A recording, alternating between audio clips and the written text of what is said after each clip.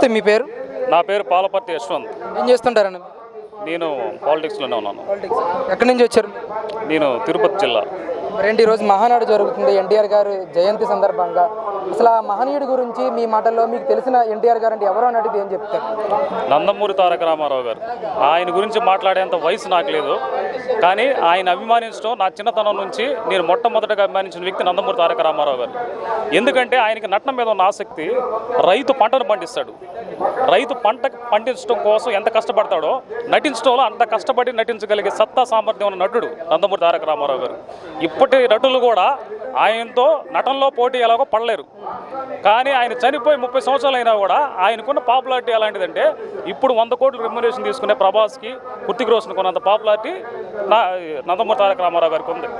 ఎందుకంటే ఆయన నటన మీద కనపరిచిన విధానం, సినిమాల మీద డైరెక్షను, అందులోనూ పరకాయ ప్రవేశం చేసే నటన, ఆ నటనని వీళ్ళెవరు క్రాస్ చేయలేకపోతున్నారు. ఇప్పటికీ క్రిష్ కొత్తదనం ఉన్న సినిమా, బాహుబలి కొత్తదనం ఉన్న సినిమా, ఆల్మోస్ట్ అందరు సీనియర్ హీరోల్ని వాళ్ళు క్రాస్ చేసి స్ట్రాంగెస్ట్ ఫ్యాన్ బేస్లో ఉన్నారు వాళ్ళిద్దరూ. కానీ వాళ్ళకు కూడా అంతు చిక్కని టాస్క్ ఏమైనా ఉందంటే నందమూరి తారక రామారావు గారు. ఎప్పటికీ వాళ్ళు ఆయన క్రాస్ చేయలేరు, అందరినీ క్రాస్ చేశారు. ఆయన దగ్గరికి వచ్చేసరికి స్టాప్ అయిపోయారు. ఎందుకంటే ఆయన భావి తరాలు, ఇప్పటికి 3 తరాలు అయినాయి, 3 తరాల నటులు కూడా ఆయనతో పోటీ పడలేనంత స్థాయిలో ఆయన కూర్చొని ఉన్నాడు. వాళ్ళు ఎంత శిఖరాగ్ర స్థాయికి వెళ్ళిన కొత్తదనం సినిమాలు తీసి ఆయన తీసినంత కొత్తదనంతో వాళ్ళు తీయలేక, ఆయనతో పోటీ పడలేక ఆయన దగ్గర స్టాప్ అయిపోయి అందరినీ డామినేట్ అయితే చేశారు. మంచి హీరోలు అనుకోవచ్చు, స్ట్రాంగ్ ఫ్యాన్ బేస్ ఉన్నవాళ్ళు. కానీ రామారావు గారి ముందు మాత్రం ఆ స్థాయిని చూడటమే వాళ్ళు ఏ స్థాయికి వెళ్ళిన. ఒక హీరోగా, ఒక ప్రొడ్యూసర్గా, ఒక నిర్మాతగా అన్ని చోట్ల కూడా ఆయన పనితనాన్ని ముందుకు తీసుకెళ్ళాడు ఆయన. అలాగే పొలిటికల్ జర్నీ కూడా ఆయన ఏ విధంగా ముందుకెళ్ళాడంటారు? అసలు పొలిటికల్ జర్నీ కానీ సినిమా ఫీల్డ్ కానీ ఎంతవరకు యూత్ని ఇన్స్పైర్ చేస్తుందంటారు? సినిమా ఫీల్డ్ పరంగా చెప్పాను కదా, ఒక డైరెక్టర్గా రాజమౌళి గారు లాంటి వాళ్ళకి ఒక సాహసోపేతమైన సినిమా చేయాలి అని బాహుబలి టైంలో రాజమౌళి గారు చెప్పారు. అలాంటి రాజమౌళి లాంటి ఇంటర్నేషనల్ డైరెక్టర్ కూడా ఆల్రెడీ పోటీ ఇచ్చేసాడు ఆయన దానవేశ్వరకన్తో. సో డైరెక్టర్లో ఆయనే నెంబర్ 1, యాక్టింగ్లో ఆయనే నెంబర్ 1. ఇప్పటికే అప్పుడెప్పుడు అని కాదు, ఇంకెప్పటికి కూడా ఆయనే.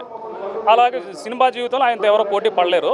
అది ఎప్పటికీ ఉండిపోయే టాస్క్. అది హృతిక్ రోషన్, ప్రభాస్ సైతం టాస్క్ ఏంటంటే ఎన్టీ రామారావుని మనం పెంచలేము అనేది టాస్క్.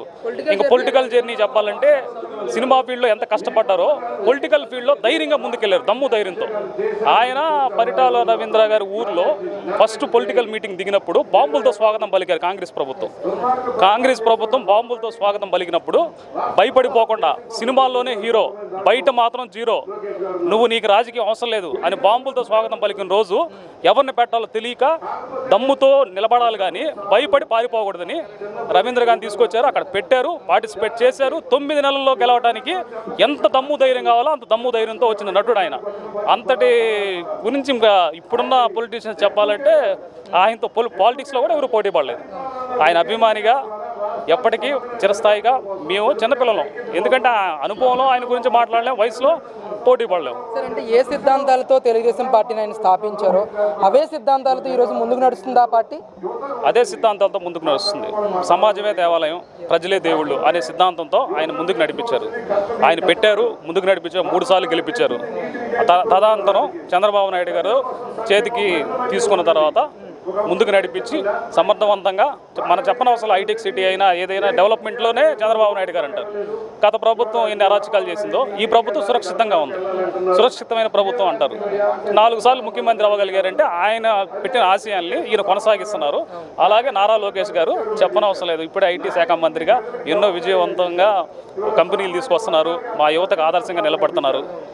ఆయన కూడా ఇంకా ముందుకు తీసుకెళ్తారు. ఆయన ఎలా ఉండబోతుంది అంటారు? ఇప్పటికే మీరు తారక రామారావు గారిని చూశారు, చంద్రబాబు నాయుడు గారిని చూశారు. రేపు ఇప్పటికే పార్టీ పగ్గాలు కూడా ఆయన చేతులు, అంటే వర్కింగ్ ప్రెసిడెంట్గా కూడా ఆయన పగ్గాలు చేతపట్టుకున్నారు. ఆయన ఎరా అనేది ఎలా ఉండబోతుంది అంటారు? టీడీపీలో ముఖ్యంగా టీడీపీలో యువతకు ప్రాధాన్యత ఇస్తున్నారు. స్త్రీలకి రామారావు గారు అయితే స్త్రీలకు ప్రాధాన్యత ఇవ్వాలన్నారు.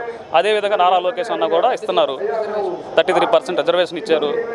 ఆయనేమో ఆస్తి హక్కు సమానత్వం, ఆడవాళ్ళకు కూడా ఆస్తి హక్కు సమానంగా ఉండాలని రామారావు గారు ఎలాగైతే ఆడవాళ్ళకి ప్రిఫరెన్స్ ఇస్తున్నారో అలాంటి ప్రిఫరెన్స్ ఈయన కూడా ఇస్తా 33% యాడ్ చేసి అలాగే యువతకి ప్రాధాన్యతనిస్తున్నాడు. మా యూత్ అంతా ఆయన సారథ్యంలో బాగా ముందుకెళ్తాం.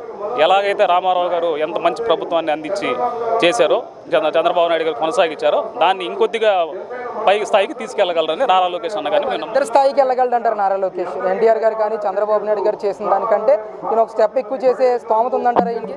ఖచ్చితంగా డెఫినెట్గా ఉంది సార్, దాంట్లో డౌట్ పడాల్సిన అవసరం లేదు. ఎందుకంటే లాస్ట్ నాయకుల గురించి మేము మాట్లాడకూడదు అనుకున్నాం, కాకపోతే వాళ్ళు ఇష్టం వచ్చినట్టు మాట్లాడుతున్నారు. లాస్ట్ ఏంటంటే అరాచకం ఉంది, కానీ నారా లోకేష్ అన్న రెడ్ బుక్ అన్నారు తప్ప అరాచకం పాలన కాకుండా సురక్షితమైన పాలనతో ముందుకు తీసుకెళ్తున్నారు. మాకు ఆయన మీద పూర్తి స్థాయి సంతృప్తి ఉంది, నమ్మకం కూడా ఉంది.